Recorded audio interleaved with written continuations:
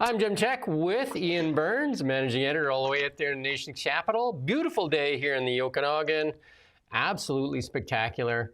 And how are things looking out there before we dive into this?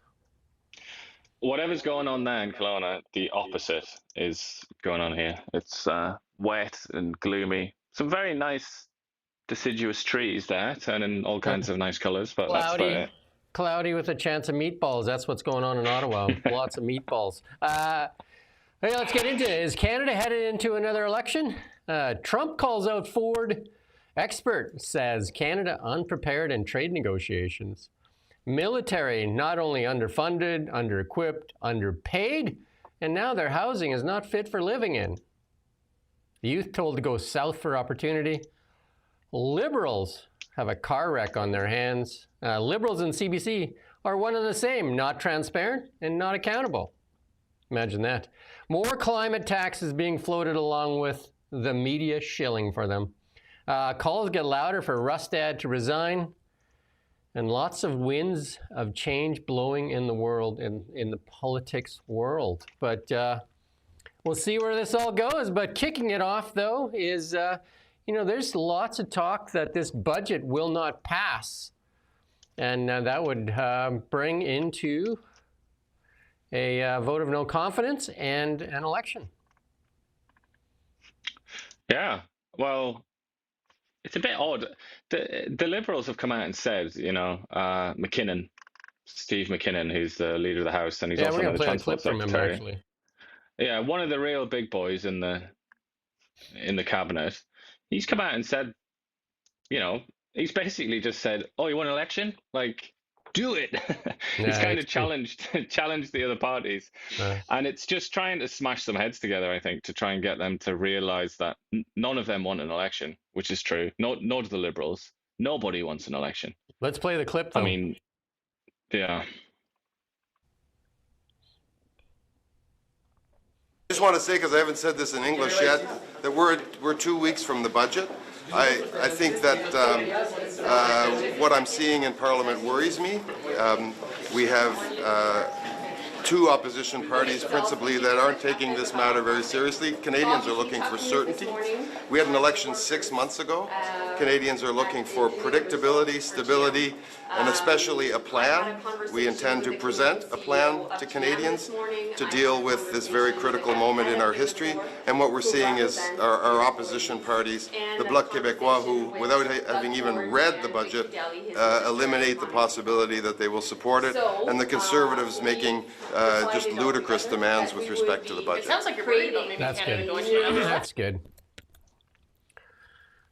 Yeah, ludicrous demands, meaning fiscal responsibility. Are those the ludicrous demands that they're asking for?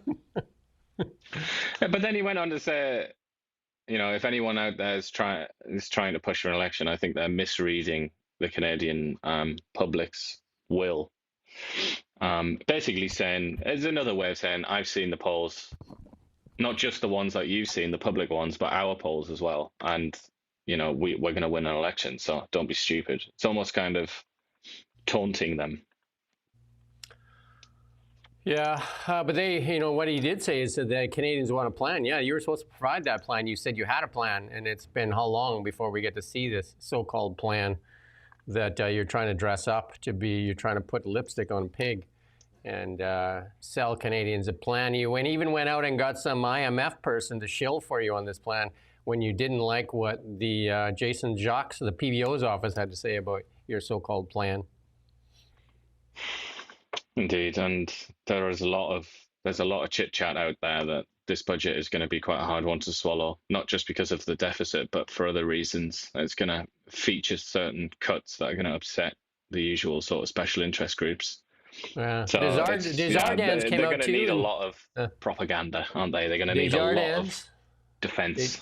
Desjardins came out too and says that estimate this federal budget will be the highest in 30 years. Well, maybe they should take a look at the new format they're going to give them. Maybe they can fool them with it. I doubt it, but higher spending, lower revenues could push this deficit to 70 billion or higher. And I think a lot of people are talking about higher. I think higher is where this thing is going to end up. But Doug Yeah, maybe Ford's they just commercials. consider themselves like they've got a cap of 100. Just try and stay beneath 100. That might be their attitude. Just make a number up. Just make a number. Doug Ford's $75 million ads got the attention of Donald Trump. Let's listen into what he has to say about those ads.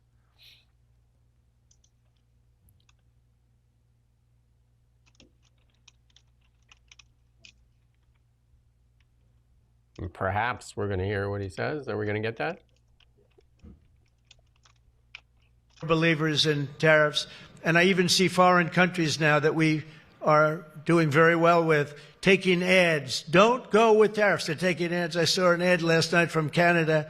If I was Canada, I'd take that same ad also. But they're actually on television taking ads. But I do believe that everybody's too smart for that. We have a very, very big and important case coming up. We should win the case based on the legal merit. We should also win the case based on all of the things I just said. But we're a wealthy country. We're believers in. There you go. Well, he said he would do it himself. But there you go. Doug Ford, it's Trump approved. He's probably just thinking, well, you're going to spend $75 million in the U.S. advertising to somebody that's not going to care. He's like, we'll take the cash. Thanks. Thank you very much. It's a lot of jobs, isn't it? That's going to translate into. It's good news for Americans. That's right. Just like here, you're going to spend $75 million talking to Americans. Great. Thank you. Thank you. And how does he say? Thank you very much. It's the biggest ad campaign ever. Some say the biggest ever. But here's the biggest thing. Expert says that Canada's unprepared in its negotiations, even though Melanie Joly paid a Democrat, what was that number? Like a couple $100 an hour to tell them how to talk to Republicans. Obviously not working, but let's just listen to this here. You described Canadian negotiators arriving with fragmented notes while American negotiators arrive with sharpened strategies. Now, in fairness to our negotiators, you do explain in some of your writings that this is the result of 10 years of not having sufficient institutional capacity. And if I can summarize your approach under the current government, you said it lacks routine, structured, and ongoing engagement. It has slower responses, fragmented input, gaps in practical knowledge, so that, quote, U.S. negotiators consistently entered the room with more substantial leverage, and that leaves critical gaps in our negotiating preparedness. So, Mr. Appleton, given that, is it your view that Canada, under the current approach, is unprepared for the CUSMA review? Simply, yes, we are unprepared. And the reason is we're tying one arm or two arms behind our back. The Americans have 1,000 people in these ITACs available, waiting for them, able to advise on drafts as they go along, to give real, meaningful, committed types of focused information. We gave that up over 20 years ago. And that is not what we need to do to be prepared.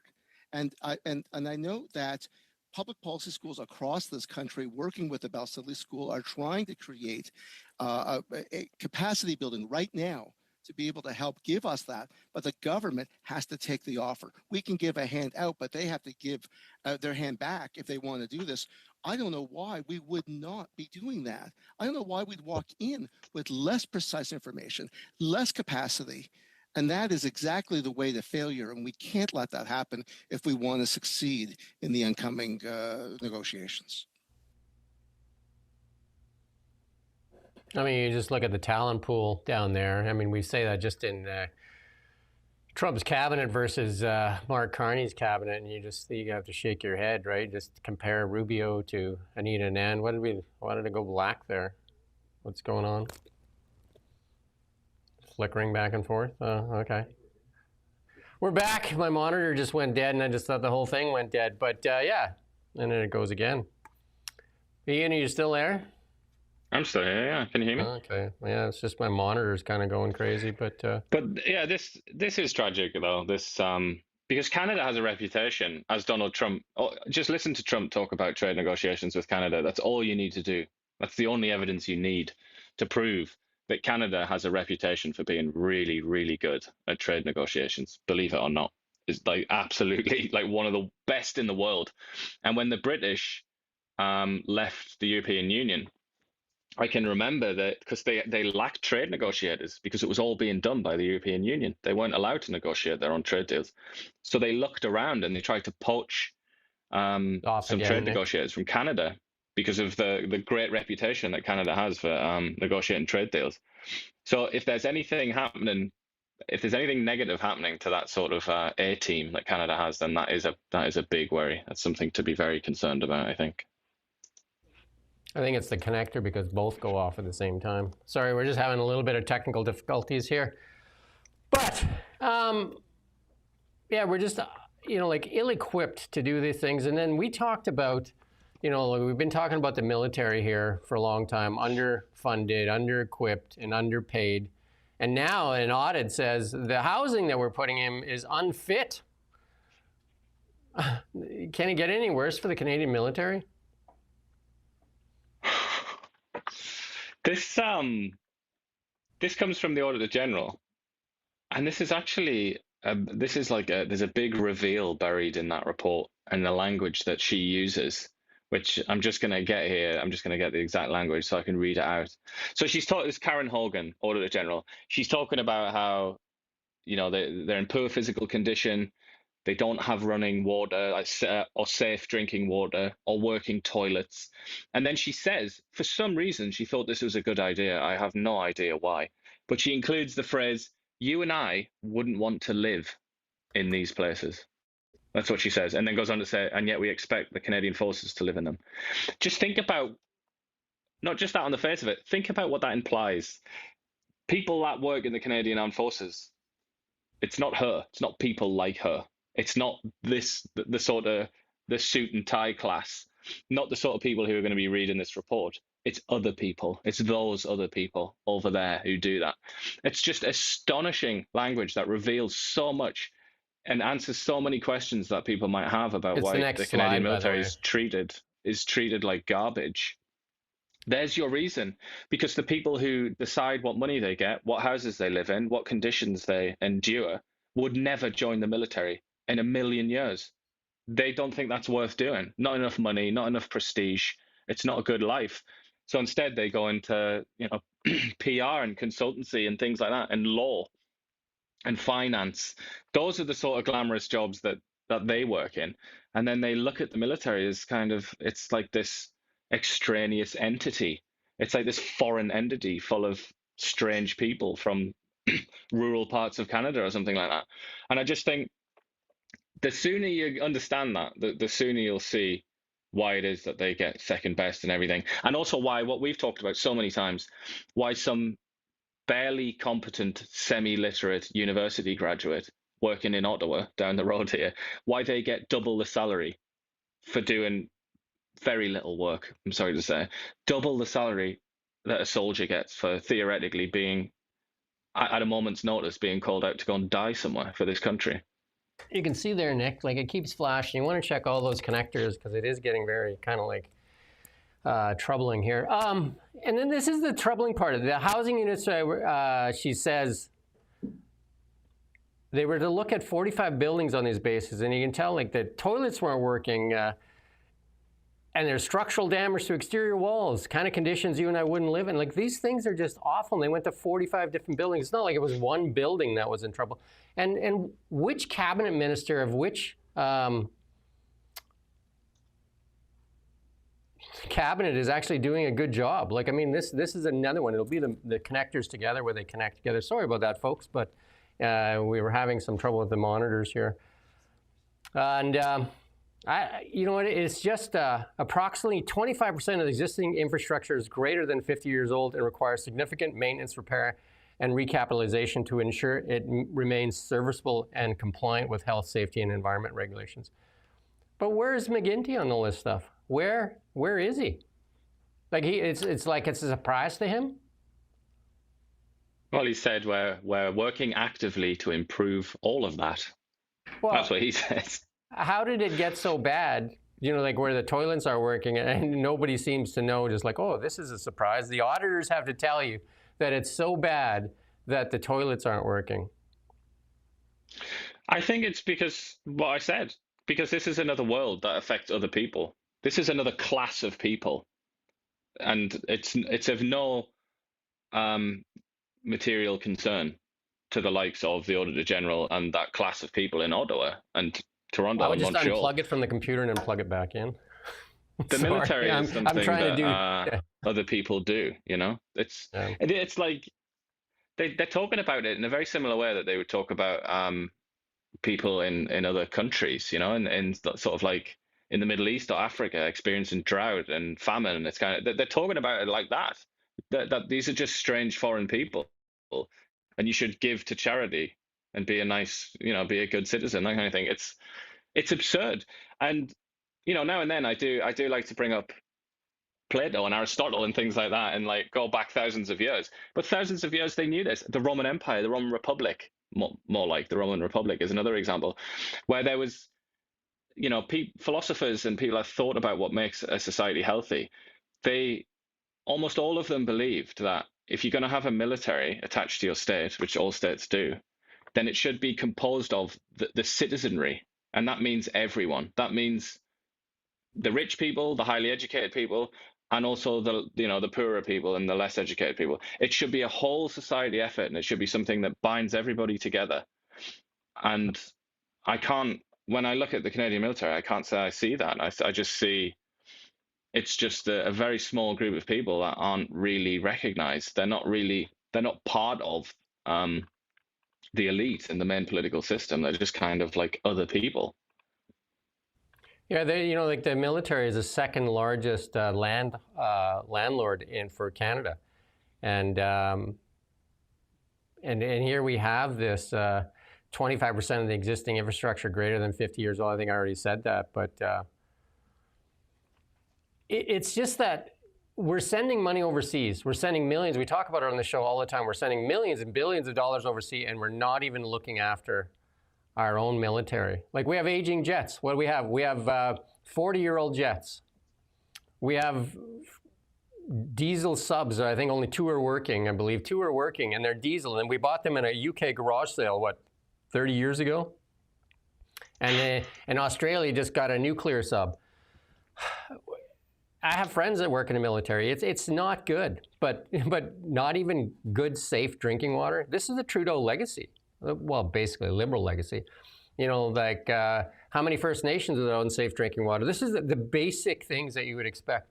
Yet, the D&D, we did that story back in December, when they were supposed to come in the office 3 days a week, they weren't even doing that. So they're doing well with their 100,000, what is an average, $136,000 a year salary? Well, these guys are basically working for minimum wage. You don't even provide them clean drinking water or toilets that work. This is an absolute shame. And how this McGuinty guy hangs on to his job as a cabinet minister, how the Liberals hang on in an election, like this is just what you would call neglect for 10 years. Just absolute neglect of the Canadian military. And it's treated as though it's optional, isn't it? That's the other thing about the military. It's treated as almost like a luxury. It's kind of like, if there's any spare money after we've donated $500 million to the West Bank or something like that, then maybe we can get them a few sleeping bags. It's like added on top. It's very much a kind of an optional expenditure for these people. This should be the scandal story of all media outlets should be covering it. But let's just look at our friends at the CBC there. What do they have on the above the fold there? Conservatives MPs doubt Poilievre's leadership. Second story, Poilievre said Trudeau broke law. Third story, Poilievre calls out RCMP. Fourth story, Liberals press Poilievre to apologize. Fifth story, Poilievre blasts RCMP. Where's the story? I watched David Cochrane yesterday. Where's the story, CBC? Where? Cochrane is usually the better one, I thought, but I watched him yesterday, and it was just all in on Pierre Poilievre. And it was just kind of like very much the Liberal Party's line on everything. These are just attack dogs for the Liberal Party. Well, let's see if our friends at the CTV are any better. Breaking news, Carney to meet with Poilievre to discuss budget. Toyota, Tesla announced recalls. Where's the story on this? This is absolute neglect of the Canadian military. Mate, you're missing some huge news on CTV there. What's that? About the New York subway, a child that's gone missing in the New York subway or something like that. But I mean, Remarkable. Where's this? Under-equipped, underfunded, underpaid, and now Housing not fit to live in. And an embarrassment. But have you seen an absolute he was asked embarrassment. yesterday, I find it remarkable, he was asked by a reporter, would you live in military housing? He responded saying, we're working to improve all of that. So ignored the question. And then he was asked, how do you feel hearing what the Auditor General says about places that don't have working toilets? His response was, for decades now, governments successively have not been making the investments we need to make in our armed forces. We are doing that. So again, it's just 10 like, years later, you know, 10 someone else years, screwed it up. We'll fix it. Hey, you couldn't get a toilet to work in 10 years? Is it that bad? No plumbers? I think that, you know, even if he is being genuine here, and if the Liberal Party is being genuine in its apparent conversion to the idea that Canada needs to have a military, a decent military, or one at all, that might be sincere, that might be genuine. But when you're asked questions like this, or when things like this show up, you know, it's incumbent upon you as the government and as the party that's been in government for a decade to kind of say, look, we're sorry, we really screwed this up. And we can blame Stephen Harper, we can blame whoever we want, but you know, the buck stops with us, and we're sorry. Why did they never speak like that? I just feel like at least then you might be able to respect them. He should lose his job right now. I mean, there's no way that he should survive this, that this type of state of disrepair. And it's not like it was brought forward. The auditor has to bring it forward. Why didn't he say it? If it was such a problem, why wasn't he telling people about it? Why wasn't he saying, hey, look at the state of the military here. We got to put some money into it. He didn't say nothing. Well, he was saying, yeah, I know all about it. Yeah, it's true. So why didn't you say anything? Neglect. That's like most things. And this one's from the Western Standard. I was trying to source it, but manufacturers launched billboard campaign blaming Ottawa for Canada's economic woes. We've been saying that for a long time. They strawmanned. We had Jonathan Kahan yesterday, and you know, he laid it out pretty good. You can go watch that interview. But manufacturers launched billboard campaign blaming Ottawa for Canada's economic woes. Yeah, and we've been saying it forever here. It's 10 years of liberal policies that got us here. 10 years that put us at the mercy of the United States. 10 years of liberal policy. And the media, again, if you go to CBC and CTV, there ain't no stories there. Maybe Taylor Swift they'll cover today. Maybe they'll cover a Taylor Swift story. But as is often the case, you can absolutely guarantee that the CBC will apply every scrap of scrutiny that they can find to Pierre Poilievre and the Conservative Party. Yeah. And that, you know, it doesn't matter if you're a Liberal and you listen to this and then you're thinking that where we support the Conservative Party or something like that. It's not like that. It's just not the job of the media to scrutinize the leader of the opposition to a greater extent than they scrutinize the government. It's just absurd. The level of scrutiny that you should apply to the opposition should be, I mean, at least half of what you apply to the government. Just because it's not worth it. They don't have power. Pierre Poilievre is not in power. He's just an MP. He wants to be in power. And here you go. And he's the Financial Post, too. This is starting to come out. We've been saying it for quite a while. Gap between Canada and the United States, the economy is widening, and Trump's not only to blame. Imagine that. like you know, same as EB here in British Columbia, blaming Trump for forestry. Forestry has been in shambles for 10 years in British Columbia. All of a sudden, they got a straw man to blame. I mean, you can attempt to blame it all on Trump if you want, and it might succeed with a certain segment of the population. But there are some of us that can remember what life was like before Trump was re-elected president of the United States. And the discussion in the likes of the Financial Post or Bloomberg or the Financial Times or whatever, in the Globe and Mail, the discussion was all about Canada's productivity losses and how Canada's GDP per capita had slipped away from the United States. This had all happened long before Trump was re-elected, and actually long before, or not long before, but before he was even elected the first time. It's I watched a little piece from the Toronto Star this morning. They must be watching our show too, because they finally picked up on what we were saying way back to the election. The giant sucking sound that is going on in Canada, and that giant sucking sound is capital fleeing, including Mark Carney and the Brookfield leaving for the United States, including our own pension funds. People are leaving Canada because there's lack of certainty, bad policy, high taxation, and the same thing goes for the BC NDP. Even though I interviewed the finance minister, and she said that the BC is very competitive, and I'm just like, well, you're not convincing very many people of it. Here's Rupa Subramania. I don't think I'm going to say her name. She's a journalist that works for, I think she writes for the National Post and a couple other publications.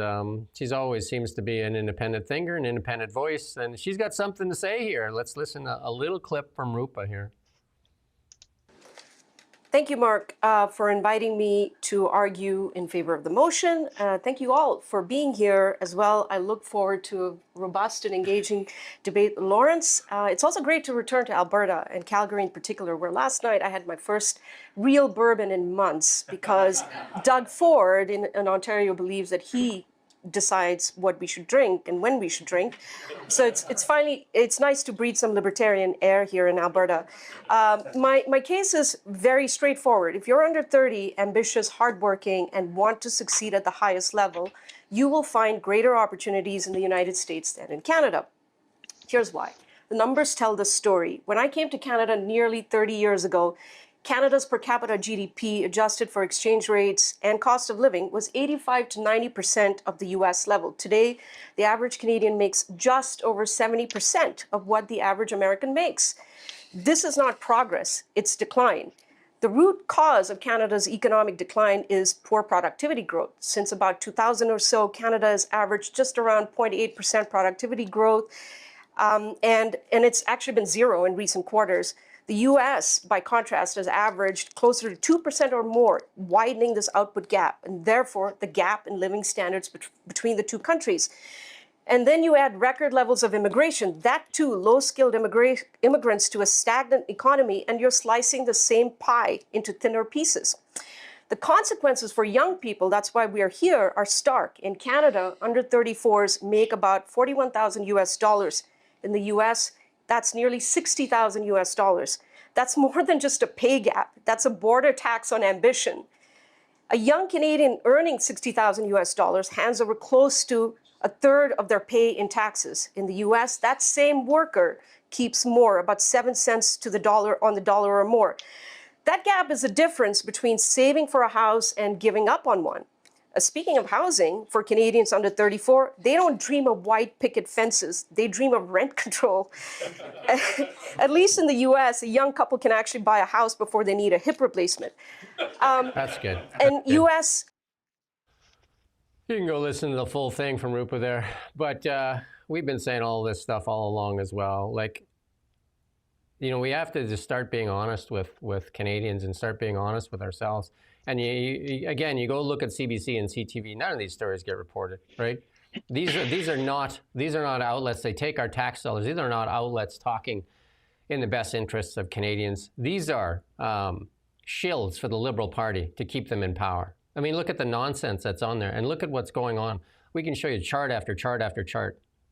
Again, if you go to CBC, how many times have we been doing this? For the last 3 weeks, we pull up the CBC website and we pull up CTV. And what do they show on there? Nonsense. None of this stuff, right? But they also, I mean, they have editorial standards. You can go on their website and they say all these nice things about how they behave as journalists. And part of that, I mean, the central part of being a journalist is to represent both sides or all sides in an argument. And they routinely fail to do that. That's just the most basic action for a journalist to undertake. And they fail to do it so often. I mean, just this morning, I listened to a radio broadcast. They were talking about the White House and how apparently Trump's destroying the White House. And it started off very, very biased. And they kept going on and on about all the negatives. And then for a counter argument, they played like a 5-second clip of Donald Trump saying something ridiculous, like, it's going to be the best of it, it's going to be the greatest. It's kind of like, that's not sufficient. You can't do that. You can't just play sort of 90% negative coverage and then Donald Trump saying something incoherent, and that's the counter argument. So often I see them do this. I mean, there are times where, like that story that we highlighted last week about, I think it's Prince George, isn't it, where they're going to trial different justice based on your ethnicity. They wrote that story and they didn't include a single opposition voice. So if you read that story as a good Canadian citizen, you would think that it was just completely agreed to by everybody, that there was no opposition to it whatsoever. I mean, again, if you go to the CBC website right now, if you're watching with us, go there yourself. They've dedicated when you talk about above the fold, because that's where a lot of people go, above the fold, they've dedicated 80% of that real estate to attacks on Pierre Poilievre. It's basically attacking Pierre Poilievre to making sure if an election comes that is branded into the people that drink from this CBC spout here, that you're all in on how you need to give Mark Carney more time. They're trying to tap into this idea that there's momentum now to get rid of Poilievre. And also just look at the photograph. You know, you're a pictures man. Yeah. But everybody in journalism knows you pick the picture, you pick it yourself. Yeah. And you make a decision. And when you choose a picture like that, which is Pierre Poilievre looking like Emperor Palpatine in Star Wars, you've done that for a reason, because you don't like him. You want him to look malevolent. And then let's turn from another mess to another mess, the actual car wreck that's happening here. And listen to Jolie here, because this is after GM says it's ending production of the EV vans that they can't sell, that they got tons of taxpayer dollars to do, and now they can't sell it. Listen into what Jolie has to say. It's obviously tough news this morning for the workers in Ingersoll for GM. I had a conversation with the Canadian CEO of GM this morning. I had a conversation with the head of Unifor, who represents the employees, and a conversation with Doug Ford and Vic Fideli, his Minister of Economic Development. So we've decided altogether that we would be creating a new response group, because we need to make sure that we fight for these jobs, that there are new models coming back to Ingersoll, and that GM has a bright future here in Canada. So it's obviously tough. You know, she just brags about the meetings she has. Like, meetings don't do anything. And we're going to see this clip again. Meetings don't do anything. Like, get rid of the EV mandate. We said this for like 8 months. Get rid of the EV mandate. This push that you went on, you were wrong. You were wrong again. And here you're wrong again. And it is just, she's the leader for the industry. Again, when McGuinty and her should walk hand in hand out the door. Yeah, well, I mean, that conversation we had with Jonathan Kay yesterday, which I will plug again, is well worth listening to. He's an extremely erudite man with a lot of experience. You know, helped ghostwrite Justin Trudeau's memoir. Like, he's very much a part of that world and knows, knows all about that sort of thing. And we had a chat about a few people, didn't we? Chrystia Freeland came up, and he actually defended her, said that she was a lot more serious than people assume. But then Jolie also came up, and what was his reaction to that? He couldn't stop laughing. He couldn't hold in his Jolie, the sense of how ridiculous this woman is. Like, these are clowns. These are absolute clowns. And here's this Trudeau back in what was it, 2022. We made investments in the plant in Ingersoll. Today we went back for the launch. It's officially Canada's full-scale commercial EV plant. They went all in on this EV stuff. I mean, I'm a big believer in EVs. I drive a Tesla for 2 years. Love it. They don't like Teslas, though. That's the only really commercially viable EV out there. And yet they went all in on these things that just aren't going to sell. And but we're talking about GM. GM is hardly bursting with vitality as a company, is it? And yet that's like, these are the sort of companies that the federal government or the Liberal Party has chosen to back. It's hardly backing winners. And then what's going on right now with the American automakers? Trump is luring them home. One, with a tariff up here, and two, with build your plants. We'll let you we'll let you depreciate the capital investment in 1 year.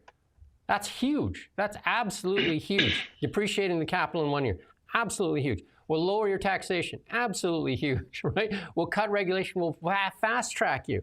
Absolutely huge. And what does Jolie say we're going to do? We're going to strike a committee. Well, God knows how many committees we need here in Canada. A working group. God knows. Is it her and Doug Ford going to pull whiskey down the drain or something, or light a Silverado on fire? What are you going to do? I don't think she would let that stuff go down the drain, would she? Yeah, there's a drain. She'll put it down all right. Let's listen in on Melanie and Pierre Poilievre. And again, go listen to Jonathan Kay. Again, what he said about Poilievre, the Poilievre he wants back. And Pierre, if your team's watching, take that advice. It's pretty good advice. Here you go. Let's listen to Jolie go against Poilievre here. How the Prime Minister how he will deal with the auto sector. He will look at the auto workers in the eyes and he will say, we will fight for your jobs. And that's exactly what we're doing. Every single day, we're negotiating back in Washington, but also, this is important to say that I met this morning with the Canadian CEO of GM. I was in conversation with the head of the labor union of Unifor, and I also talked to Doug Ford, and I talked to Vic Fideli. And you know what? We're putting in place a response group. We will make sure that we fight for these jobs. We need to make sure that... She announced just now that she talked to this person, and she talked to that person, and she talked to this other person, and she talked, and she talked, and they talk, and they talk, and nothing gets done, Mr. Speaker. Canadians are tired of talk. They want their jobs. Minister of Industry. Fight for these jobs, and we will hold... That's good. You know what he should have done is he should have got up with an apple, took a bite out of the apple and said, show me the beef. What? All this, you think phone calls are going to help anything? Show me. Like you're talking, this is not unusual. Jolie does this all the time. She talks about how she talks to people. And, you know, she paid, what was it? I can't remember the number, like close to $100,000 to some Democrat to learn how to talk to Republicans. Remarkable. At a great cost as well. Remarkable expense, wasn't it? That?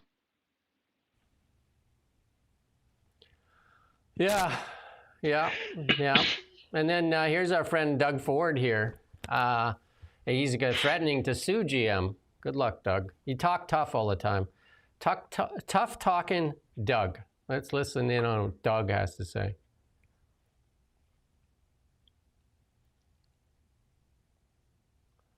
Was this a bad bet, do you think, on Ontario's part to put money into this General Motors facility? And how do you get that money back? If they breach a contract, we're going to sue them. Simple as that.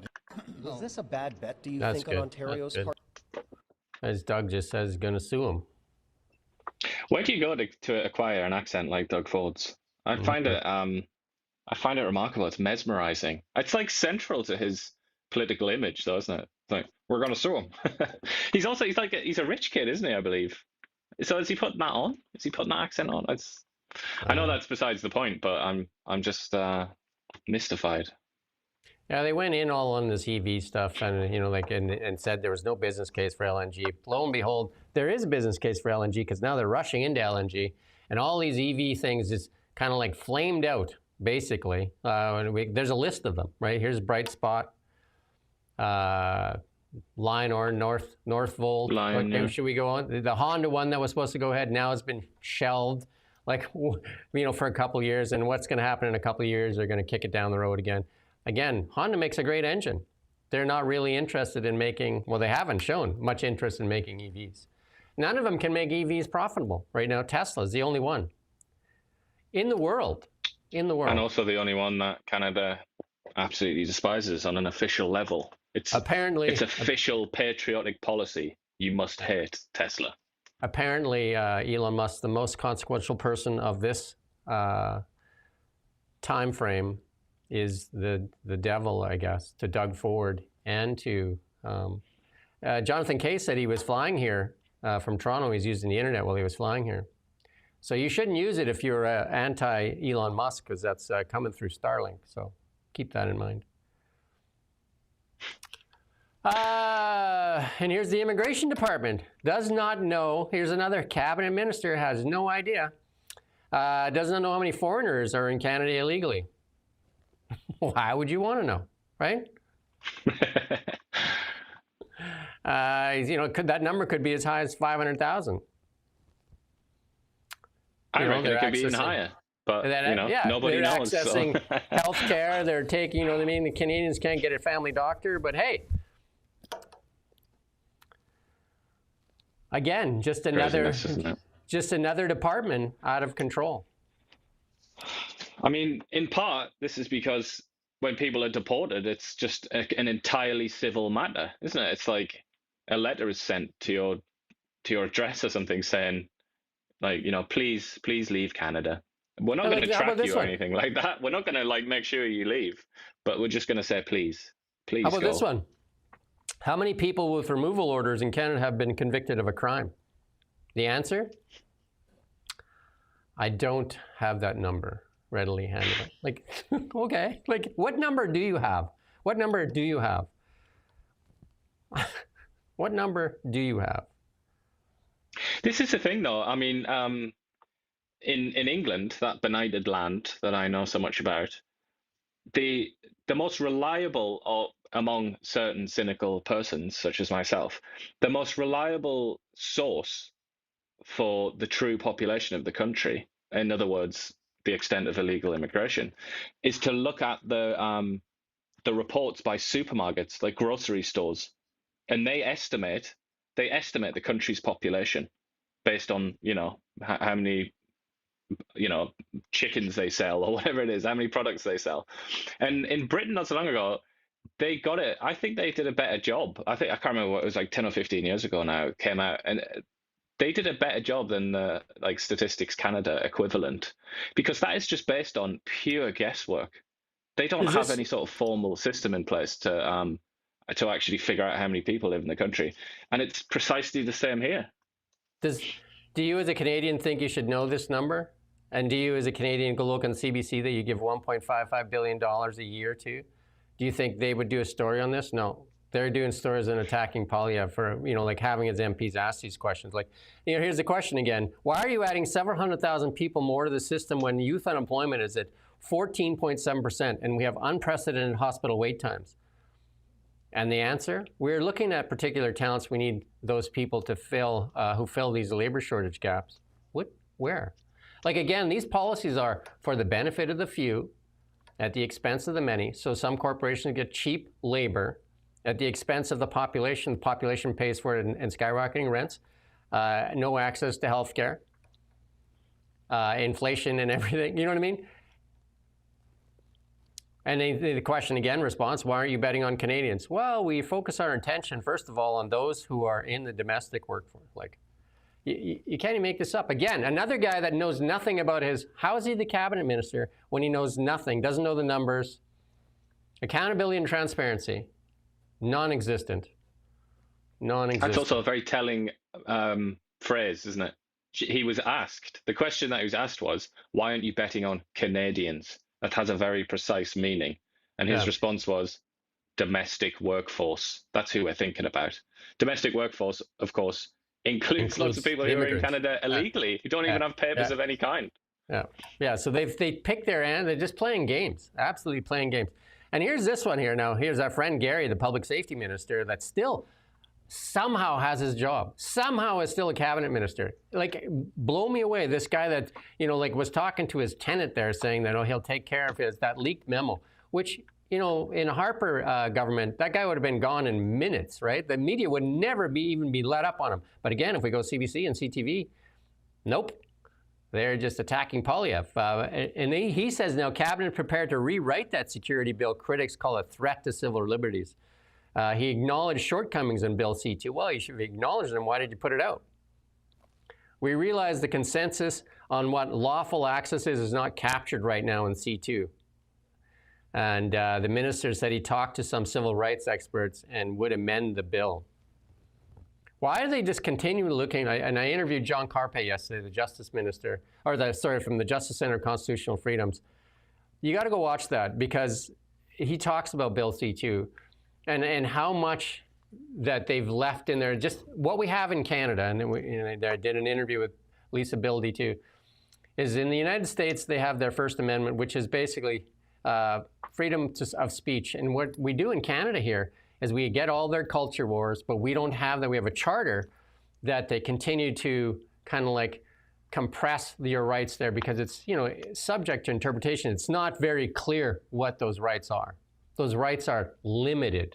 And then who's limiting them? The Liberals continue to write bills to limit your rights. Instead of writing ways to expand your rights, they're writing limits continually. Like if you look at all these bills, every one of them is another limitation, another limitation. The Online News Act, Bill C-18, is basically a censorship law for us. No, it's certainly been called that, yeah. And quite a lot of people have used that word to describe it, yeah, and I think it's fair to do that. But it's all, the US, their rights are unconditional, aren't they? Yeah, that's the big that's difference. what I mean. There are no conditions attached whatsoever. Again, if you it's look, just you have it and it's yours. As long as you're a citizen, there you go. Whereas in Canada, it's always kind of like, maybe if you do this and then you do that, then you'll be able, in certain circumstances, subject to the interpretation of it's like. And depending okay. on, so and it doesn't depending on exist who, then, really. And depending on who you are, you may get some special rights. Yep, and this is the glory of the US Constitution. As much as people like to complain about how maybe it's out of date in certain ways and whatnot, I mean, it has so much power. It is such a sort of glorious instrument when you look at it and compare it to other systems around the world. Where was our Thomas Jefferson? I don't know. Didn't show up, I guess. Well, he kind of was ours. He was part of that English world, but he made his own country, and we weren't invited. Actually, Canada certainly was invited, but at the point of a gun, and said no, thank you. There you go. Check this out. You know that Montreal, that riding there that was 1-by-1 vote, and then had that mail-in ballot that would have swung the balance there and made it a runoff. This Liberal MP who won the riding says that it would be unreasonable to annul the result and order a new vote. Imagine that. They're asking her, and this is who the government-funded media puts out there. Oh, it's unreasonable to cancel that election won by a single vote. They shouldn't even be put up for debate. It should be just like, no, we need to redo this one. This was a mistake done by Elections Canada, and you've won this election by a mistake done by Elections Canada. And if you read the argument of the lawyer that she's instructed to defend her, it continues, and it's apparently if a new election were to be called, that would effectively deny the right to vote for more than 60,000 people who voted for her. Obviously, just about exactly the same number, if not more, voted for the other person. But I guess their votes can be denied. That's fine. And then the lawyer goes on as well. It's actually quite an amusing defense. I think this, I'm not a lawyer, but I think this is a very stupid defense that he's cobbled together. But he goes on to say, oh yes, some people who voted in that election are dead now. So it's not fair. It's just kind of, how desperate is that? Like, what are you talking about? But look at the framing of it, though. Look how the media's framed it. Look at how it's framed. Unreasonable to cancel election won by single vote. Lawyer for Liberal MP says. Where's like this, you know what I mean? Where does it say, this election should be rerun? Because it's just, Elections Canada made a mistake. They said they made a mistake. They owed up to it. Well, this is the defense. This is the defense position. So they're reporting on a court hearing. I get it. And then there'll be the Bloc Québécois thing. But yeah, I mean, they've maybe not quite considered the context sufficiently here at global. Although this is Canadian press, isn't it? So yeah, they just regurgitate it. They just regurgitate it. And here it is, a couple years later, after Guilbeault stood at the podium how many times and said climate change caused the fire at Jasper. Now all of a sudden, these reports come out and say, whoops, right? Another 2 reports on last year's catastrophic wildfire have been released, and both of them confirm the fire was caused by lightning. One of the reports also pointed out that an area south of town had not been cleared away or burned in more than a century, providing a nearly unbroken corridor for fire spread. No mitigation. And it was warned about and warned about and warned about. And then all it did was the Guilbeault stand at the podium talking about how we need to act faster on climate change. This is what they use. They use these natural disasters to sell climate grift, a reason to tax Not you. just that, but to spread and encourage what we were talking about yesterday, this climate anxiety that some poor buggers out there suffering from, some hopeless people suffering from this climate anxiety, which that is affecting their day-to-day life. Because yes, they are being told by people like Stephen Guilbeault, if we don't bring in an EV mandate, then expect another Jasper. I mean, they were using that phrase, weren't they? Yeah. Another Jasper or another Lytton. I've heard that as well. Yeah. They're trying to connect two things together that really don't belong in the same sentence. And what was the Lytton fire caused by again? Wait for it. The cappers. The RCMP inadvertently started that fire. The RCMP driving all those internal combustion engine cars and polluting the atmosphere. The climate deniers were doing it. There you go. But yeah, it's just astonishing, and it has to stop. They have to be called out. Talking about CBC and Global and CTV, they've got to start getting into the habit of preventing people like that from getting away with it. So when Guilbeault tries to link some policy like the carbon tax or something like that in Canada, when he tries to link that to Jasper, even before we knew it was lightning anyway, or before we knew all this about it, journalists need to say, no, I'm not going to let you get away with this. Canada is not contributing that much to CO2 emissions. You can't blame this on Canada. And then just the mitigation part, I mean, the same thing that's going on in Nova Scotia this year. They started talking about climate change, and then the wildfire fighters came out and said, no. Again, it's just neglect, no mitigation. You've been warned about this time and time again. And they just stand up there and they use these things to further their agenda. And here's another thing that's almost become like, it's not allowed. You're not allowed to talk about that. That's almost become like back in the worst days of COVID, where you couldn't ask the most basic questions about anything. And there was this kind of weird block on discussion of all these things. It's the same with wildfire management. Like, even if you bring that up, it's like eyes will be sort of cast at you, People will kind of look down on you for stating the most obvious thing. And then you read BBC or something in England, or some US report like CNN, and they go on about management all the time because they realize how important that is. But in Canada, that's almost like, no, you're trying to minimize the effects of climate change, and we don't like that. And here's our friend Stephen Guilbeault now. He's now the Heritage Minister, not the Environment Minister, and now he's shilling for the CBC. Let's listen to what he has to say about the CBC. What do you think of the CBC's 5-year plan? I think there's lots of really good elements in this plan. I really like the fact that the public broadcaster wants to invest more in local news across the country. You saw some of that. Certainly, we think that more, if we can, as you know, we committed to invest more in the public broadcaster, and we believe that those additional resources will help them make sure that Canadians have access to more information, non-biased information, and more local news across the country. And to be clear, that'll be in the budget, that promised funding. I'm not the finance minister. I don't know what's going to be in the budget. That's good.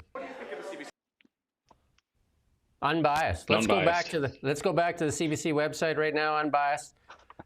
Basically, 90%, 80% of the stories are attacking Pierre Poilievre. When we talked about all these other stories that should be on there, if you watch this show on a regular basis, you're going to have a completely different perspective than if you go and read CBC every day. And CBC, and also, it's angry. Get angry at Poilievre all the time. Get angry at Trump. Get angry at like the right is the devil. Meanwhile, don't even look under the covers of all the money that is being filtered into other parts of the world where our military, like if you have any pride left in Canada, underfunded, under-equipped, underpaid, and now in housing that's unfit to live in. But also on this idea that CBC is not biased, again, I refer you to that interview that we did with Jonathan Kay yesterday.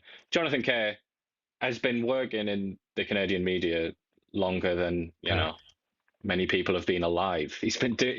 He helped create the National Post. He's worked for so many. He's done loads of work with the CBC. Appeared on their shows loads of times. Listen to what he has to say about CBC. In essence, what he says, it's something I've kind of referred to in the past.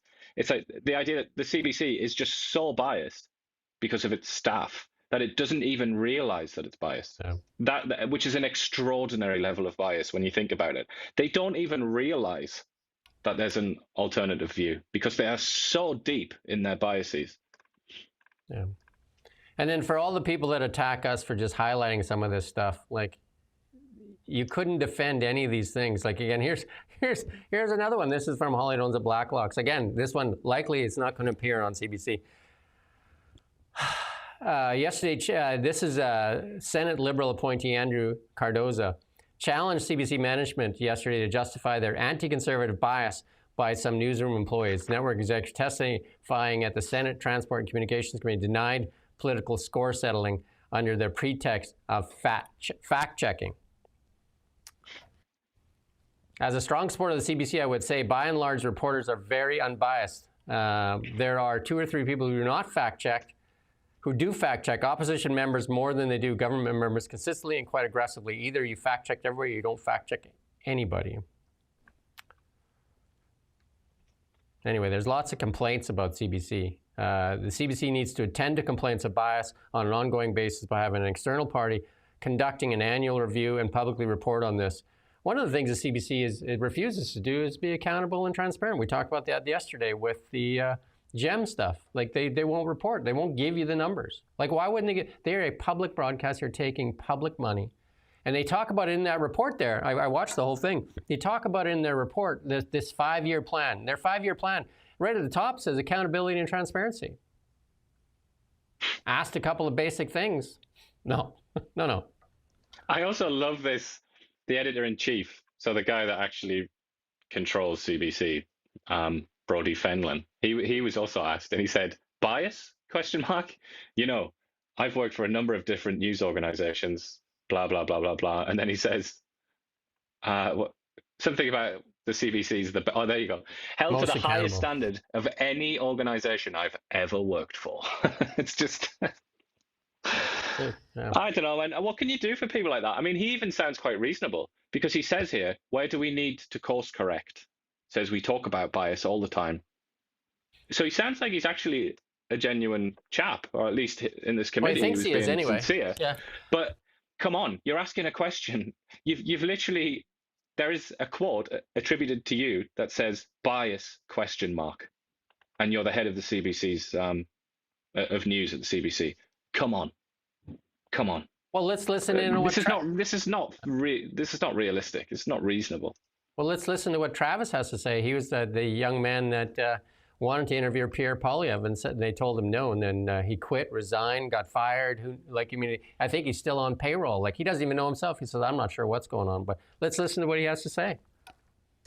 And I think fundamentally, the executives that are listening to this, the folks that are in the boardroom right now figuring out whether or not they're going to sue Can't Be Censored and Travis Danraj, or what statement they're going to put out when the media asks about this, they need to stop concentrating on that and recognize that there is a problem, that there are Canadians, a large proportion of Canadians, losing trust in this institution.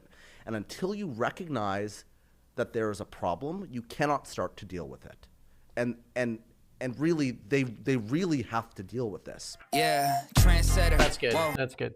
But, he said, I hear the new president at the committee here yesterday was asked if she had personally looked into the issues that he raised in the resignation letter. She said she didn't.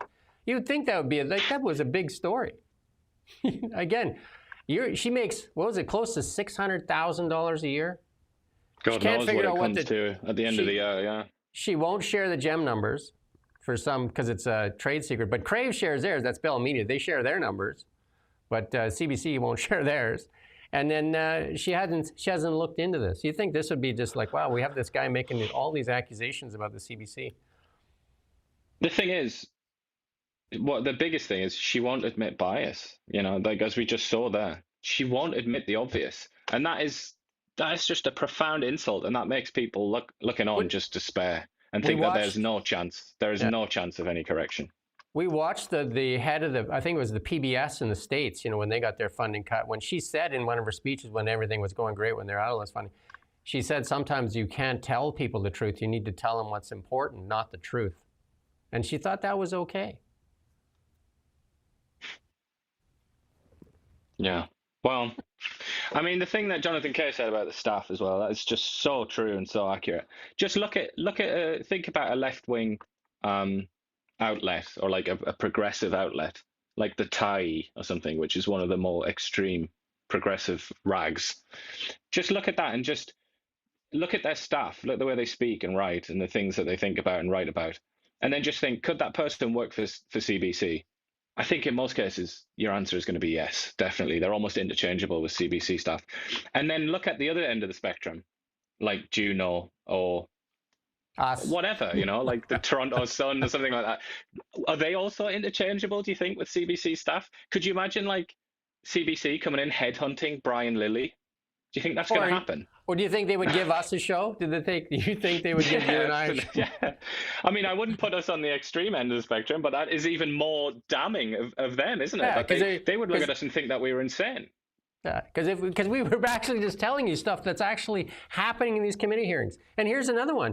The Clark condo probe prompts probe. And yesterday asked Cabinet to undertake a sweeping investigation of the costly real estate holdings by the Department of Foreign Affairs. Tons of money for this, no money for toilets for the military, though. But listen to look at the juxtaposition on this. This follows a purchase of an $8.8 million Manhattan penthouse for Tom Clark, Canada's $232,000 consul in New York. He seems to be doing okay, $8.8 million, and no toilets, no running toilets for Canadian military. Again, if you're a liberal and you're listening to this, like, pick up the phone. A manager should obtain and table a committee with at least 2 independent third-party appraisals, $8.8 million. And then there's more of these. It's just not that one house, though, right? And, their excuse is that, you got to have this appearance of influence. I thought you go to meetings. I thought you go to places to meet. You're bringing them to your house? Like, what is this? The purchase and sale report yesterday was inconclusive. Critics earlier called Clark a liar. Tom Clark lied, and they go on and on and on. I don't know. $8.8 million for a consul member there in the United States. $8.8 million Manhattan penthouse. They just. Where does this fit? Where does this fit? Waste, fraud, or abuse? Where does it fit? And then if you compare it again to the Canadian military, who most of their properties are uninhabitable, underfunded, under-equipped, underpaid, and then living in housing not fit for habitation. Would this guy go live in a military house? Maybe he should go spend a couple weeks there without a running toilet and see where money is best spent, because that $8.8 million might have fixed a few toilets. Yeah, but it's like old Abe Lincoln said, honest Abe, about a democracy being government of, by, and for the people. So listen to this. If you apply that to us here, yeah. Who's it for? Who's it of? And who's it by in this country? It's people like this, and that's why the military gets, the poopy end of the stick, and the people that actually run the thing get nice penthouses in Manhattan. So this penthouse featured a marble bathroom, nice, quartzite flooring, granite countertops, and a $4,600 Gaggenau coffee maker. And $15,213 in monthly condo fees and taxes. $15,000. Like, okay, Canadians, you're listening, you're watching. $15,000 just for the strata fees. Just for the strata fees. How many people can we house with that? Like this guy here, $8.8 million thing. And our Canadian, which would you rather choose? Would you rather fix the toilet and the plumbing for our Canadian military that you send off to war? You want to send them to Gaza, you want to send them to Ukraine, you want to send them everywhere, and you're asking them to kill strangers. This guy is not being asked to kill anybody. He's asked to wine and dine people. But also, if you're a young chap or chapette, you're starting out in life very ambitious, what are you going to aim for? You're going to aim for being a soldier in the Canadian military, or are you going to aim for being, what's he, consul in New York City? What are you going to aim for? Obviously, it's this. And so you end up having this system where all the sort of, lots of ambitious people end up on that side, and the military it's just forgotten, and it's just for other people. It's such a foolish way to operate. And, I would say a positive thing about countries here now that have conscription still. I really that's probably going to freak a lot of people out, but I just feel like in countries where they do that, like Finland, and Israel, I think Switzerland, they still do it. There's a very different attitude to the military. It has so much more respect and dignity and prestige. It's so much more central to national life. And I think that is a much more reasonable and just way to approach that. We've asked Stephen Fuhr for interviews. I've personally even pleaded with him for an interview, and he won't even answer my emails. Why don't you come in, Stephen Fuhr, and explain to us, explain to Canadians why we can't get plumbing for our military and toilets that work, and yet and unsafe drinking water, and yet we can come up with $8.8 million for this guy's condo, and then he needs. And he could have lived in the house that people have been living in since 1961, but it didn't fit his lifestyle. Explain it to us. Explain why we need to pay $15,000 a month in condo fees, and he needs a. How much was that coffee maker again? What did I say that coffee maker was? $4,600 for a coffee maker. Insane. I thought Canadians are supposed to drink Tim's, so isn't that the deal? Apparently not him. Supposedly that's the patriotic thing to do, isn't it? So come on in, Stephen. Let's talk. Explain it to us. Explain why the Canadian military is underfunded, under-equipped, underpaid, and now doesn't even have housing fit to live in. And then, without blaming Stephen Harper, you've had 10 years. Your party's had 10 years, and you were part of that once. Like, he was part of it, right? He had that position for a while as well. So explain it. And I'm sure you've got a good excuse. You know, he's a veteran as well, and a lot is made of that. So he knows about the military in a way that most people obviously don't. Well, here we go. Here's CTV, ready to go. A global warming pushing the planet to the brink. And this is from the UN Secretary General. And this is around the same time as, guess what? They're trying to float this new global carbon tax on shipping that could double overseas freight. This is, like we talked about that the other day. Imagine that all these stories start to come out, all this like, get ready for the end of the world. But here's the solution, taxation. And Trump put out these outrages that, you can read it yourself. But Marco Rubio put out a tweet, and they made a few phone calls, and it got voted down. Global green new scam tax on shipping. But Canada silently signed on, though. They were just like, yep. And imagine that, Mark Carney, I am the same me. Remember that quote there when he had that interview with Bloomberg? He said, I am the same me, values. Go read Values, and you will understand who Mark Carney is. He says all those things in that book. He is the same me. There you go. Easily obtained at your local thrift store. I seem to see it on the shelf a lot, alongside Justin Trudeau's, not just Justin Trudeau's memoirs, but also his mother's memoirs. They're always there. And here's the other thing, that we have all this illegal immigration, record immigration, and what's coming is, for young people, is a lot of job loss. We've seen that with Scotiabank, just laid off a bunch, right? Remember? We just talked about that a little while ago. They laid off a bunch, even though they had some, profits were like, I don't know, was it 50% higher than they were the previous year? Lots of profits, yet still laying off. But here's, and we've reached out for an interview on this as well. So almost half of employed job seekers say that fear their job will be eliminated due to AI, right? And then employers are thinking they got to embrace AI or they're going to fall behind. So this is kind of like a really scary thing, right? So lots of worry, and especially for young people, these entry-level jobs are the ones that AI will probably remove first. So, I mean, it's going to be, we have high unemployment for youth right now. AI is going to add to it. So they got to really fix this immigration problem.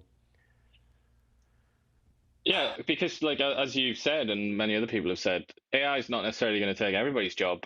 It's just going to get rid of it's going to remove certain people, and then we'll have people in control of AI. You're still going to need people to direct AI. And that's going to be people who are in their 30s, 40s, 50s, 60s. It's not going to be the young'uns, is it, by and large? So it's kind of, it's dire for them. And AI is huge, because Norway has a sovereign wealth fund. That's the world's largest sovereign wealth fund, by the way. And guess how they got that sovereign wealth fund? Was it from climate change? No. Wasn't it from selling hydrogen? Yes, it could have been hydrogen or wind. Or wind. Yeah, wind. That's what it was. No. It was oil and gas. Imagine that. They've got $2 trillion in their bank account, about 300,000 per capita. Canada could have that, but no. Liberal policies, and go back to the stories, not on CBC, not on CBC, right? But they're going to use AI because they want to make sure that that they are. I mean, this is going to go after the finance industry for sure, right? AIs. I mean, I run scenarios, and I still have a lot of interest in the resource sector. I was a mine site controller, and I actually put in this company that I'm following. I put in their drill results, put all the stuff in, and I said, access the website. Tell me how this, what they, like the success ratio of this property is, and man. And then I ran it through a few friends of mine, geologists and the mining guys, and they're just like, holy cow. They couldn't believe what it spit out, like what an analyst would do, right? Like it just blows your mind, right? And that's what Norway, the Sovereign Wealth Fund is doing. They're starting to use AI to make sure they make decisions. But we do want to plug this one more time. This was a good get. Ian got this interview. It was Jonathan Kay. He was actually here speaking in Kelowna here for UBCO, flew him out here. And he Nick went, and so did. What did you think of it, Nick? Nick said it was great. So there you go. There's who won? Did they have a winner at the end? Yeah, was there a winner, Nick? No winner. We're No all winner. winners. We're all winners, and in this case, we may all be losers. That's the UBCO attitude. No winners. No winners, no losers. But this interview was about an hour and a half. There's so many good stories. We're going to probably put some stories together out of this. It's really good there. And really good, eh? A little Canadian. Well, it's hard to understand. Canadiana for you. He's media royalty, Jonathan Kay, really. I mean, he's a pretty humble dude, so he doesn't exactly carry himself like some glorious prince. But he has, if you love your resumes and you voted for Mark Carney because of his resume, then you'll like Jonathan Kay. But yeah, he's got a lot of experience. Then I did an interview with John Carpay for the Justice Center for Constitutional Freedoms. Another one. This one always does really well on our stuff. I think it's like the 4th or 5th time I've interviewed John Carpay, which is great. And he says Canada surrender sovereignty. And this is to do with Canada signed up. Again, they no parliamentary discussion, no nothing. Canada signed on to the WHO and said, if there's another pandemic, you can run our health system. Go ahead. And the United States said, nope. Germany said, nope. You can go listen to the countries that said no. And Canada's just like, sure you can. Canada signed up for that Germany UN. says no, and you say yes, then you've got to ask yourself some serious questions, haven't you? Hey, but why not put it up for parliamentary debate? Why not let the House vote on it? I mean, the World Health Organization is a compromised entity. It's been proven again and again and again. Yeah. The Times newspaper in London did this massive expose during COVID that found that the current head of the WHO had been put there by China with Chinese money. It's there. You can still read the article. Yeah. These exposés have been done numerous times. And then there's the gigantic scandal of when Taiwan said, can we have some of this data, please? Or they said that they were going to share some of their data related to COVID. And they didn't even get a response because that would upset China, because China doesn't consider Taiwan a country, and therefore Taiwan can't be part of the WHO. I mean, it's such a disgraceful organization, the World Health Organization. To think that we would give them any kind of control over our society is just demented. You got to go watch it. And you got to ask yourself, why wasn't this up for parliamentary debate? Why was it just signed secretly? And the other one, when Carney recognized Palestine, was that debated in Parliament? Well, it was before Carney came in, wasn't it? And the Parliament said voted no. down. But then Carney thought, you know what? I'm just going to say yes on your behalf. Yeah, voted down when prior, but Carney decided. They talk about Trump being a threat to democracy. Carney's making a lot of decisions on his own without any parliamentary debate at all. The same as this WHO one. The U.S. said no, Germany said no, and there's a list of I think there's a bunch of big countries that said no. But of course, Canada's into what Anita Nan said, multilateralism. Yeah. Yeah. And again, called it, with the price of beef. Here we go. We got our first story coming out. RCMP investigating reports of cattle poaching in BC Interior. You knew that was going to happen. Back to the cowboy days. Well, I mean, beef is like a luxury that most people can't even think about affording right now. Yeah.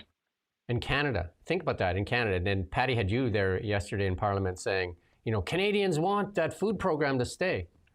Canadians would want to be able the ability to make a living and feed their own kids. That's what Canadians would want. Yeah. John Rustad here says forestry built British Columbia. NDP spends 8 years dismantling it. The allowable cut has dropped by 2/3. And I've done so many stories on this. But again, David Eby strawmans Trump. How many stories have we done on forestry? We interviewed the forest minister. We interviewed Brendan Bailey back then, who was a jobs minister. We interviewed David Eby. And forestry was in shambles back then. And even Eby admitted to it that the permitting was not up to snuff and that they got to work on the problem. And they struck a committee. And what was the comment from industry when they struck that committee? A committee, Dick Jolie, we're going to make this group. It was full of environmentalists and that, and not enough representation from industry. So, like industry's like, good one, right? Like, thanks. We're going to sit around a room and argue, not get anything done. And we're going to take years and years and years to put these things together. British Columbia and Canada needs decisive leaders. Do you remember back in the day when you and Rustad had some very good conversations about forestry? And he really did seem to understand a lot about it. He does understand. That's one thing Rustad, one of his big strengths is forestry, because he comes from an area up in northern BC that is built on forestry. He understands forestry very well. I think he also worked in that sector, didn't he? But it's just I'm just highlighting the fact that once upon a time he would have these conversations and he was so passionate and enthusiastic about it and seemed very genuine. And now he's disappeared off the face of the earth. Won't speak to anyone really, but least of all us, it seems.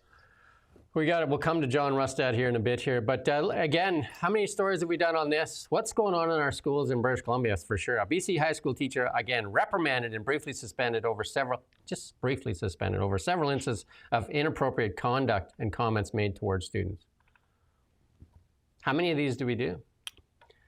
According to the agreement, that included touching students' shoulders, giving side hugs, putting his face within anyway. The students told the class what he's attracted to, which included silky long hair, short women, and big butts. What is wrong? What is wrong with these people? What is wrong with the teaching profession? How many of these do we do? How many? And he getting a couple of weeks suspension. And his name is Kane. Not good. Where's Abel? Where's Abel when you need him? Get him in the classroom. Anyway, there was an op-ed written in, I think it was in the Western Standard, calling for Rustad's resignation. I mean, the calls for Rustad's resignation are getting louder and louder and louder and louder, and they're coming from all over the place too. And they say, if David Eby's got to be rubbing his hands together. I did the On the Ballot yesterday with Renee Merrifield. And again, if you go listen, that Jonathan Kay, there's a whole story in there. We got to do that story.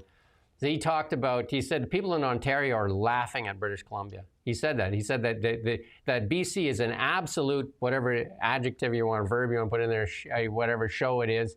But he said BC is an absolute just mess. And he said he kept saying it was weird, didn't he? He kept talking about the weirdness of British Columbia. But he also said that likely what's going to happen is that you're going to get, because, Rustad kind of put together this, I don't know, kind of like a Frankenstein party. But he said you need somebody like Stephen Harper to come in and, like that picks up the fragments and puts together a cohesive, center-right party.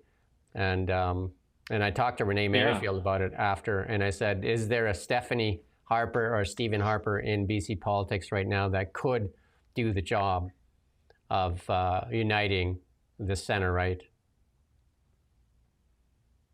And is there? Well, she had one name that she said could be Stephanie. You could probably guess who that is.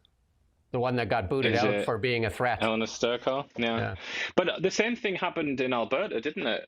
Then Danielle Smith emerged out of that wreckage, where there were the right was all over the place, wasn't it? So obviously, there are lessons to be learned. It has happened.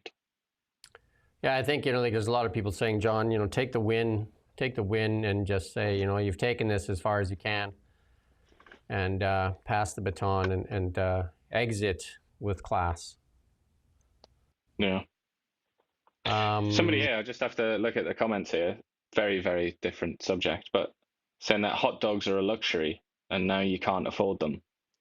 I mean, do you consider Costco and IKEA hot dogs to be hot dogs? Because I feel like that's like the only time I ever eat hot dogs. Those two places. They're $1 at IKEA and obviously $1.50 with a Pepsi or Coke now at Costco. I would say the hot dogs at IKEA are a couple of rungs below the Costco hot dog. They look a bit sad. Even in the image, the promotional image, it just looks like a toy for a dog or something. They should probably say to IKEA, all you can eat hot dogs. But I believe at IKEA, they have $1 breakfast. They were promoting that, and that's pretty good. Their food is actually generally quite good. They do like fish and chips and meatballs and stuff like that. A buddy of mine, a lawyer, we used to trade lunches all the time, and I took him to IKEA once, and I said, "Go ahead, have 6, 7 entrees. I don't care. Fill your boots." They do beer though as well, so he could have done that. Could have got like 10 beers. All you can eat. Calgarians got to change. They got a new mayor, and this is the first time in 45 years that the mayor did not win re-election, and she was definitely on woke island, as they would say. And it's a tough place to do woke island in Calgary, but I guess they'd had enough. She finished in third place. She didn't even make like in second place. Like she finished in third place, like clearly the message was strong. See you later. Thanks for coming out. And yeah, she blamed the teachers. She's not a fan of teachers either. And this is here's Jason Kenney's reaction to her losing her job. He congratulated Jeremy on the win, and he said, "Usually when an incumbent's defeated, I usually thank them for their time, but in this case, he's going to make an exception." Oh, Jason. He's all over the shop now, isn't he, Jason Kennedy? He's like Jason Kenney, not Kennedy. He's just constantly on TV now, isn't he? I think he's working towards something? Got a new job, trying to get his face out there? But Jason Kenney lost a little bit of luster, when he was having parties on the rooftop there during COVID, when he was locking you up, and he was partying like it's 1995. Him and Gavin Newsom. And Nancy Pelosi, don't forget. Nancy Pelosi, yeah. There's a couple of, I talked to John Carpe, that a couple of people that were true to their values and stuck with it all the way. Kristi Noem of South Dakota. If you took South Dakota versus North Dakota locked down like crazy. South Dakota didn't do anything, not even a mask mandate, nothing. The numbers are statistically the same. Similar in different European countries as well. Like Sweden is the famous example. But it was all mishandled, wasn't it? It was all a disaster. They tried to make Kristi Noem out to be the devil. And again, this is this WHO thing, and that's what we talked about. Go listen to John Carpe. This is the thing. We're going to turn over our response to another pandemic to the WHO. So they're going to do this one thing fits all. They're going to lock you down. Just think of what they did in China compared to what they did here even. That was next level lockdown, where they were throwing you in vans. Literally throwing you in a van. They were smashing the doors down. Remember those videos from inside the apartments, and they were smashing them in. It looks like they're after the Dancing Queen there in Toronto. According to a new poll, majority of Torontos think that the Dancing Queen may be running out of time. What I have to say here is I admire her ability to look ridiculous, even when she's in this very serious pose. She's like, I mean, look at these photo ops. Look at these photos, right? Just like, let's make it look very dramatic. Like she is. Like people said that Justin Trudeau was a narcissist. Like, holy cow! Like here, I mean, they call that effect chiaroscuro. It's like Michelangelo, isn't it? Beautiful. Or Caravaggio, rather. If things don't work out with Katy Perry, Justy, you may want to call up Olivia. They can dance together. And in the big news in Japan, a couple of big statements. I think she's the first female prime minister as well in Japan. Banzai, as they would say. And I don't think they would say that. Somebody said it. Anyway, here's a little speech from her. 私は外国人との穏やかな、お互いに思いやりを持って生きられる付き合い方はどうすればできるんか、一遍ゼロベースで考えるつもりです。毎年毎年、私たちと文化や何もかもがあんまりにも違う人たちをまとめて入れていくということ。この政策は一旦考え直さなあきません。経済的な動機でやってきて難民を主張する人、きちんとお帰りをいただきます。また、不法滞在の人たちにも厳格に法律を守っていただきます。私は外国人との穏やかな、お互いに思いやりを持って生きられる付き合い方はどうすればできるんか、一遍ゼロベースで考えるつもりです。毎年毎年、私たちと文化や何もかもがあんまりにも違う人たちをまとめて入れていくと。You know, the nice thing about Japanese, one of my first girlfriends is Japanese, they could be telling you something that, bad, and it still sounds really nice. You know what I mean? Really like. I was literally thinking that, and I was going to say that. I really like the sound of Japanese. Hey, just like basically, it's such an interesting language, isn't it? Get out of our country, or adapt to the culture, obey the laws, but very nicely though. You can leave. Yeah, with bows. you are deported. Get out.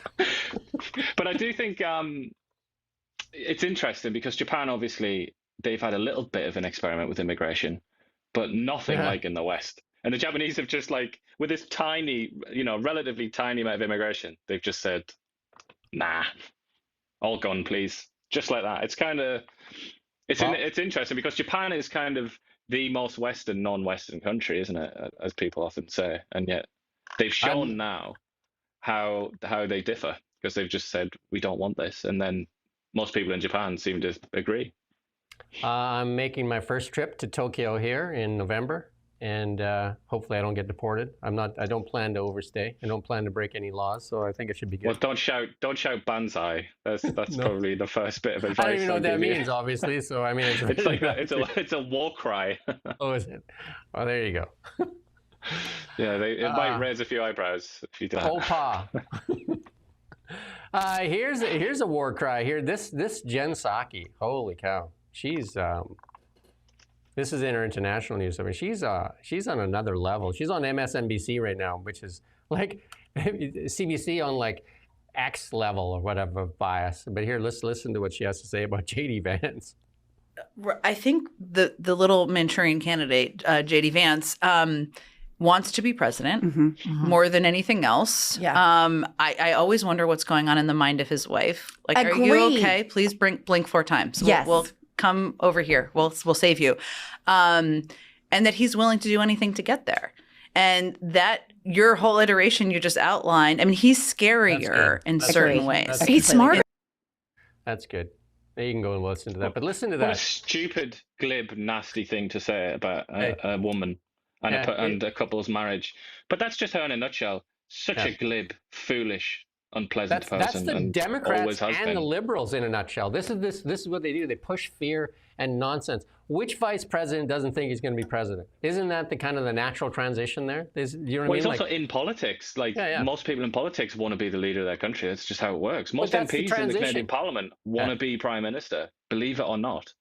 But it's what puts them there in the first place. They're already working on their attack things for JD Vance and say, oh, he's more dangerous than Trump because he's actually smarter. It'd be tough to argue that anybody is smarter than Trump in what he did. Do you know what I mean? Like, he comes across as sometimes like a buffoon, but I think he's probably one of the craftiest guys out there. Well, the results speak for themselves, don't they, with Donald Trump? Yeah. Whatever you might think of his intelligence or anything else about him, he's been a success, hasn't he? And he set certain objectives and he's achieved them. So you call it what you want. You can call it intelligence if you want, but he's a winner, basically, isn't he? I'm going to win so much, you're going to get tired of me winning. And that's the funniest thing about that quote is he was tired at that time, wasn't he? Done like his 100th rally or something. He's like, "You got to be tired of winning," as he nearly keels over. we got our own mantra on this show. We're going to be right so many times, you're going to get tired of us being right. And not right to the center, but right. Because, like, where are these stories on CBC? Where are they? Here's Bernie Sanders. This is Amazon plans to replace more than 500,000 jobs with robots. I mean, they've been doing it already. This has been going on with Amazon forever. I mean, Yeah, most they've of had them in the warehouses for ages. Distribution warehouses are already filled with robots. Yeah.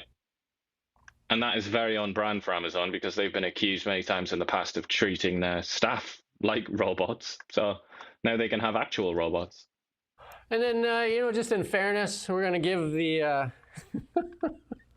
this is that Kamala Harris tweet. We're going to let you listen to a couple seconds of it, but we're going to give her the final word today.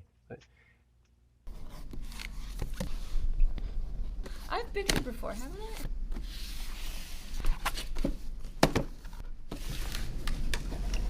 Isn't this interesting? So interesting. Ladies and gentlemen, I give to you the Madam Vice President, Kamala Harris. We have to stop doing this. They're not playing fair. They're not playing fair. They're playing with fire, and we need to play with fire too. She is everything that we want in a president, a vice president, as a human being. So just being able to see her, be in her presence, and just be here, I can't put it into words. What do you think the Democratic Party can do to get the trust back of voters who have, you know, voted blue for so long, but now feel like there's, you know, a degree of uncertainty or disorganization is probably a better word. There are Democrats who are doing very good and important work that are about fighting for the everyday needs of the American people. That's good. I think part of the... That's good. I can't do 107 seconds. But she's really good at flogging her book. She's coming to Toronto, right, in November. Is she? Is she really good at that? I don't know. She's trying. But that content, I'll tell you what, where she's like, isn't this interesting? Oh, very interesting. It's like, you call that content, Kamala? You're going to have to try harder than that. Have I been here before? Have I? Have I been to the border? You're the border czar. Have I been to the border? That's what makes her so cringe, is that she tries to create this kind of banter, doesn't she? And it's like this idea that, you know, you're sharing in her joke. But right like now, some people have that talent, don't they? But it's just like, no, it's like, we're not involved. This is just weird. Everybody's making money off of Joe Biden's, well, still living carcass there because, you know, Jake Tapper was flogging his book for a while. Now Kamala's flogging her book, and they're all beating up on Biden, right? Jake Tapper beat up Biden big time. Kamala beat up Biden big time. And then now Karine Jean-Pierre is out there flogging her book. And, you know, like she's beating up on the people that were beating up on Biden. Oh, well, at least she's loyal, and she should be loyal because she was completely unqualified for that job that Biden gave her. So she should be very thankful. Yeah, so, I mean, they're in complete disarray. Gavin Newsom is like, you know, like, I think he's got Rosemary Barton's job. He's spreading misinformation just on the X level. Like, I mean, Gavin Newsom, like, wow. I don't know, like, I'm... Have you seen his hair though? It looks like a helmet or something. He's like, fixes it on in the morning. I think if Gavin Newsom was like a car salesman, he would be like the *1 greasy car salesman. He would be like the top. He would sell. He would be cars. The top rung. He would sell so many cars to so many people. Oh man! Basically, it would be called a lemonade dealership, and they would be selling lemons like you wouldn't believe. He could just sell anything, couldn't he? The slimier, the better. Like a realtor. He would be such an amazing realtor, wouldn't he? I think they're really worried, the Democrats, that and I think I've heard from some, like Stephen, one of the, I can't remember his last name. I just blew him. ESPN commentator guy, Stephen. Anyway, he said the Democrats probably have no hope of taking anything away from Rubio, Vance. Like, I mean, it could be Vance. Stephen Smith. Yeah, Stephen Smith. Like, it could be Vance for 8 years and Rubio for another 8. And, you know, they got the talent pool is so deep on the Republican side, and the talent pool so shallow on the Democratic side. But well, if also you look people like what's his name, DeSantis. Obviously, he screwed up, didn't he, when he challenged Trump? But I'm sure he still fancies himself having a future. But again, the talent pool is so deep, tough to like. I think Rubio is definitely like, you know, like some people say he could challenge Trump, challenge Vance. So there's a, but you know, will they have an agreement where they just like, I get 8, you get 8? You know what I mean? You know what I mean? Like, so how does that work, right? So it's kind of like the Oilers of the old days, the Oilers of the dynasty, where they said, look, we could all go make money somewhere else, but let's win some cups here and take less salary. And then once they won a bunch of cups, and they're just like, okay, everybody go get what you need. And, you know, Gretzky got sold and all that stuff. But that's our show. I don't know anyway. about American politics. They stab each other in the back, like at a moment's notice, don't they? And I fully anticipate that there'll be a lot of that when Trump's gone. There'll be a real struggle for the succession. Well, according to some of the memes, he's going to live past 150 or whatever, because he's got like that thing where he's like... He eats McDonald's every day, so obviously that's associated with longevity. I don't believe they did that no kings right. I don't believe he's a king of the United States. I do believe he's the king of the trolls, though, because he trolls better than anybody. He's the king of Twitter, isn't he? Yeah. Even though he doesn't go on there anymore. Anyway, that's our show. Lots of good interviews the last few days. Lots of really good ones, and we're trying to put some clips together, Ned. If you'd like to follow, subscribe, do all those things. I don't have anything else lined up for today as of yet for interviews. I mean, we were jam-packed yesterday. I think I was on for 5.5 hours yesterday. 5.5 hours of talking. It's a lot of talking. A lot of talking. And 107 days. How to blow $1.5 billion in 107 days. That's pretty impressive. That alone, that should be the title of that book. That's impressive. Anyway, underfunded, under-equipped, underpaid, and now not even fit housing. Yeah, the guy in the console there, what was his name again? Tom Summit, yeah. He's got an $8.8 million Manhattan penthouse, Tom Clark. All who we know, I guess. Anyway, that's our show. Thanks for watching Now Media. We don't just report the news, we live here too. We're your neighbors, bringing you stories that matter to all of us. No government funding, no outside influence. Kelowna Now, local, independent. News you can trust.